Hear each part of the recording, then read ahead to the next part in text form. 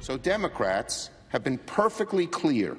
We want smart, effective border security, but that's not a wall. Well, as the debate over the border wall funding rages on, Democrats claim they're for border security. But does their record say the same? Joining us now to break it down, syndicated columnist and Fox News contributor DeRoy Murdock. DeRoy, good morning. Morning, Pete. How are you? So Democrats made a lot of claims before. They're making a lot of claims today. But you're actually going to break down what their record says about border security. A little different from their... little different. Yeah. Let's start with abolishing ICE.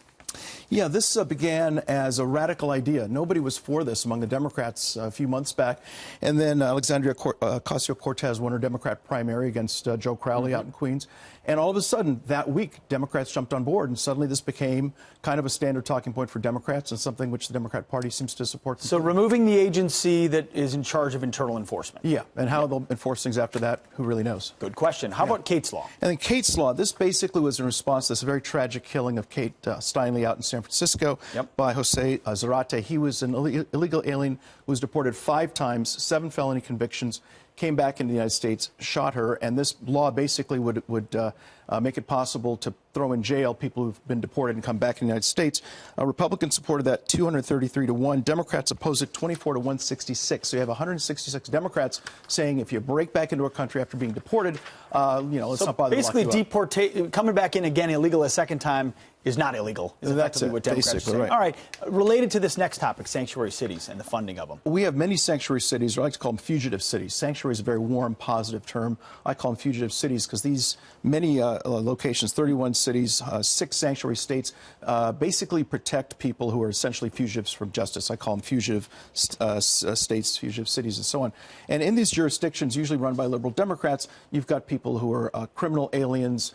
ICE wants to get these people, and they basically say, no, you can't pick them up. You can't even talk to them in some cases. Sorry.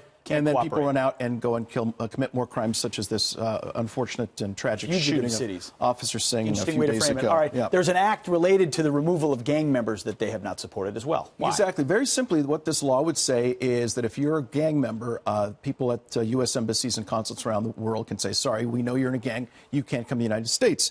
222 Republicans voted for this, and 174 Democrats voted against it. So even for the Democrats, 174 of them say... Hold on a second. If you're in a gang... gang. You can't come to the United States. Yes, 174 Democrats said, no, that's just not fair. What's the rationale for that? Who knows what it is? I don't know. Okay, a border wall. Border wall, obviously. This one's front and center. This is the front and center. This is the big debate we're having. And I think this sort of policy is best summarized by Keith Ellison from your home state of Minnesota. Thank you for giving him to me. Happy to remind you of that. He is the vice chairman of the Democrat National Committee, so not just a backbencher. He's the #2 guy at the DNC. He was at a May Day parade earlier this year wearing a T-shirt that said, Yo no creo en fronteras. That's Spanish for I don't believe in borders. And that's basically the view of the Democrat Party today.